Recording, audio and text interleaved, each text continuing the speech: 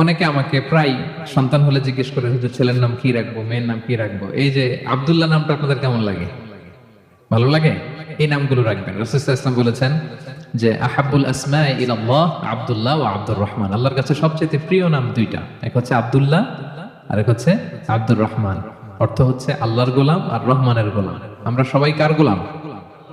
প্রিয় ভাই এবং বোনেরা, আওয়াজ করে বলুন তো, আমরা কার গোলাম? আমরা আল্লাহর গোলাম।